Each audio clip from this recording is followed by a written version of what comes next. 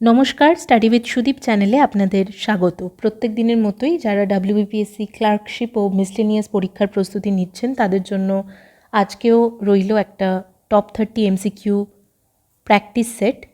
Mixed MCQ আছে, প্রত্যেকটা subject থেকেই প্রশ্ন আছে যাতে আপনাদের রিভিশনটা খুব ভালোভাবে হতে থাকে পড়ার পাশাপাশি। কেমন আজকের প্রশ্নগুলো তাহলে দেখে নিই। ফার্স্ট কোয়েশ্চেন আছে, ইস্ট ইন্ডিয়া কোম্পানির রাইটারদের প্রশিক্ষণ দেওয়া হতো ইংল্যান্ডের ড্যাশ কলেজে। উত্তর কি হবে? সঠিক উত্তর হবে অপশন ডি, হেইলবেরি কলেজ। ঠিক আছে। পর্তুগিজরা কোন সালে বিজাপুর থেকে গোয়া দখল করে? 1498, 1510, 1516 না 1569? সঠিক উত্তর হবে অপশন বি, 1510, তাই তো?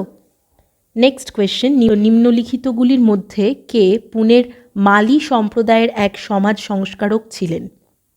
পুনের মালি সম্প্রদায়ের সমাজ সংস্কারক কে ছিলেন? সঠিক উত্তর হবে অপশন সি, জ্যোতিবা ফুলে। জ্যোতিবা ফুলে রিলেটেড বেশ কিছু ইনফো আমরা এর আগের ক্লাসগুলোয়, মানে এর আগের MCQ ক্লাসগুলোয় যে প্রশ্নগুলো পেয়েছিলাম সেখানে ডিসকাস করেছি। আগের ভিডিওগুলো যদি না দেখে থাকা হয় তাহলে কাইন্ডলি সেগুলো দেখে নেবেন, খুব ভালো কিন্তু রিভিশন হয়ে যাবে আপনাদের, যারা সেলফ স্টাডি করছেন তাদের জন্য স্পেশালি। নেক্সট কোয়েশ্চেন দেখে নিচ্ছি, ব্রিটিশ শাসনকালে যিনি কেন্দ্রীয় আইনসভার প্রথম সহসভাপতি ছিলেন? প্রথম সহসভাপতি, সঠিক উত্তর হবে অপশন এ, সচ্চিদানন্দ সিনহা। ঠিক আছে। কে বলেছিলেন, as president I have no eyes but constitutional eyes, I cannot see you? এই উক্তিটি কার ছিল? Doctor Rajendra Prasad, doctor Radhakrishnan, Abraham Lincoln না মহাত্মা গান্ধী? সঠিক উত্তর অপশন সি, এব্রাহাম লিঙ্কন, আমেরিকার যিনি প্রেসিডেন্ট ছিলেন। তাই তো।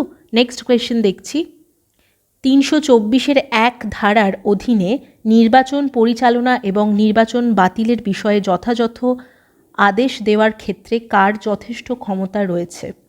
আঞ্চলিক নির্বাচন কমিশনার, সরকারের নির্বাচন কমিটি, নির্বাচনী কর্মকর্তা না নির্বাচন কমিশন? সঠিক উত্তর হবে অপশন ডি, নির্বাচন কমিশন। ঠিক আছে। এটা কিন্তু খুব ইম্পর্ট্যান্ট একটা প্রশ্ন, যেহেতু আমাদের এবছর দেশের সবথেকে বড়, সবথেকে গুরুত্বপূর্ণ যে ইভেন্ট হতে চলেছে সেটা হলো লোকসভা ইলেকশন, যেটা অলরেডি শুরু হয়ে গেছে। তো লোকসভা ইলেকশন বা নির্বাচন রিলেটেড যে যে প্রশ্নগুলো আসতে পারে সেগুলো কিন্তু একটুখানি আমাদেরকে পলিটি থেকে ফোকাস করে পড়তে হবে। ইলেকশন কমিশনার রিলেটেড যে আর্টিকেলসগুলো ইত্যাদি, এগুলো কিন্তু একটুখানি ইম্পর্ট্যান্ট টপিক এবারের জন্য। নেক্সট কোয়েশ্চেন দেখছি, কোয়েশ্চেন নাম্বার 7, অনুচ্ছেদ 365-র অধীনে রাজ্য সরকারগুলির ক্ষেত্রে কেন্দ্র সরকারের কর্তব্য কী? নিশ্চিত করা যে প্রত্যেক রাজ্যের মন্ত্রী সেই রাজ্যের মুখ্যমন্ত্রীর পরামর্শ অনুযায়ী কাজ করবেন। নিশ্চিতকরণ যে রাজ্যপাল মুখ্যমন্ত্রীর পরামর্শে কাজ করেন। নিশ্চিতকরণ যে রাজ্যে শাসন ব্যবস্থা সংবিধান অনুযায়ী চলছে, না অপশন ডি, উপরের সবগুলি?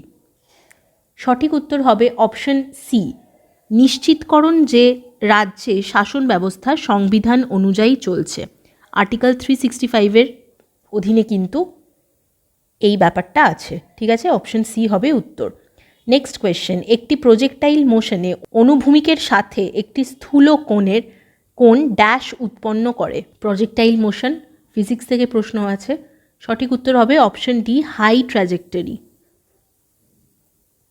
পরের প্রশ্ন, একটি যন্ত্র যা বৈদ্যুতিক শক্তিকে যান্ত্রিক শক্তিতে রূপান্তরিত করে তার নাম হলো ডায়নামো, ট্রান্সফর্মার, ইলেকট্রিক মোটর না ইন্ডাক্টর? ইলেকট্রিক এনার্জিকে মেকানিক্যাল এনার্জিতে কনভার্ট করে। সঠিক উত্তর হবে অপশন সি, ইলেকট্রিক মোটর। ঠিক আছে। নেক্সট কোয়েশ্চেন, কম ভোল্টেজে চালিত বৈদ্যুতিক মোটরগুলি জ্বলে যায় কারণ? উত্তর কি হবে এটার? কেন জ্বলে যায় কম ভোল্টেজে চালিত বৈদ্যুতিক মোটরগুলো? সঠিক উত্তর হবে অপশন এ, তারা আরও বেশি কারেন্ট ব্যবহার করে যা ভোল্টেজের ব্যস্তানুপাতিক। ঠিক আছে। ব্যস্তানুপাতিক মানে হলো ইনভার্সলি প্রপোর্শনাল, তাই তো। নেক্সট কোয়েশ্চেন, 11 নম্বর প্রশ্ন, কোন মুঘল সম্রাট ইলোরাতে কৈলাস মন্দির ধ্বংসের চেষ্টা করেছিলেন? সঠিক উত্তর হবে অপশন বি, অরঙ্গজেব। উনি এরকম ধ্বংসপ্রবণ ছিলেন স্বাভাবিকভাবেই বাকিদের তুলনায়, সুতরাং উত্তর হয়ে যাবে অপশন বি, অরঙ্গজেব। 1854 সালে ইস্ট ইন্ডিয়া কোম্পানির কোর্ট অফ ডিরেক্টরস কর্তৃক প্রেরিত উডের ডিসপ্যাচ বা উডস ডিসপ্যাচ ড্যাশের সাথে সম্পর্কিত ছিল? দুর্ভিক্ষ, টেক্সটাইল, সামরিক না শিক্ষা? খুব ইম্পর্ট্যান্ট একটা প্রশ্ন এটা। সঠিক উত্তর হয়ে যাবে, আমরা জানি উডস ডিসপ্যাচ কিন্তু রিলেটেড টু এডুকেশন, তাই তো শিক্ষা, অপশন ডি হয়ে যাবে সঠিক উত্তর। পরের প্রশ্ন 13 নম্বর প্রশ্ন, ড্যাশের মধ্যে লখনৌ চুক্তি স্বাক্ষরিত হয়েছিল? সঠিক উত্তর হবে অপশন সি, ভারতীয় জাতীয় কংগ্রেস এবং মুসলিম লীগের মধ্যে লখনৌ প্যাক্ট সাইন করা হয়েছিল, তাই তো? কত সালে হয়েছিল? 1916, 1916 হলো ইয়ারটা। ঠিক আছে, নেক্সট কোয়েশ্চেনে চলে যাচ্ছি। টেবিল টেনিসে টেবিলের উপরের পৃষ্ঠের দৈর্ঘ্য, এটা বেশ কিছু কম্পিটিটিভ এক্সামে এসেই থাকে। সঠিক উত্তর হবে অপশন ডি, 2.74 মিটার বা 27 সেন্টিমিটার। কেমন? নেক্সট প্রশ্ন দেখে নিচ্ছি। নদীটির সমভূমিতে প্রবেশ করার সাথে সাথে এটি বড় বাঁক তৈরি করে যা ড্যাশ নামে পরিচিত? মেন্ডার, স্ট্যাক, অক্সবো না লেভিস? সঠিক উত্তর অপশন এ, মেন্ডার। দ্য জোয়া ফ্যাক্টর এই বইটি কার লেখা? উত্তর হবে অপশন সি, অনুজা চৌহান। ঠিক আছে, নেক্সট কোয়েশ্চেন 17 নম্বর প্রশ্ন দেখছি। ভারতীয় সঙ্গীত ব্যক্তিত্বকে চিহ্নিত করুন। তার অধীনে শেহনাই তার আনুষ্ঠানিক প্রেক্ষাপট থেকে বেরিয়ে একটি শাস্ত্রীয় বাদ্যযন্ত্র হিসেবে স্বীকৃতি পায়। কার অধীনে হয় এটা? সঠিক উত্তর হবে অবভিয়াসলি অপশন সি, ওস্তাদ বিসমিল্লাহ খান, তাই তো? নেক্সট প্রশ্ন দেখে নিই, 18 নম্বর প্রশ্ন। পোমেল হর্স, রোমান রিং এবং ভল্টিং টেবিল হলো কয়েকটি টার্ম যা ড্যাশের সাথে সম্পর্কিত? কোন স্পোর্টের সাথে সম্পর্কিত এই টার্মগুলো? সঠিক উত্তর অপশন সি, জিমন্যাস্টিক্স। অর্থশাস্ত্র কে লিখেছেন? খুব সহজ প্রশ্ন, সঠিক উত্তর অপশন এ, চাণক্য। 20 নম্বর প্রশ্ন দেখছি। নিচের কোন রাজ্যে হর্নবিল উৎসব পালিত হয়? লাদাখ, রাজস্থান, তামিলনাড়ু না নাগাল্যান্ড? হর্নবিল উৎসব আমরা জানি সঠিক উত্তর হবে অপশন ডি, নাগাল্যান্ডে পালিত হয়, তাই তো? আগের দিন আমরা করেছিলাম ফ্ল্যামিঙ্গো উৎসব, যেটা হলো অন্ধ্রপ্রদেশে, আর হর্নবিল উৎসব হলো নাগাল্যান্ডে।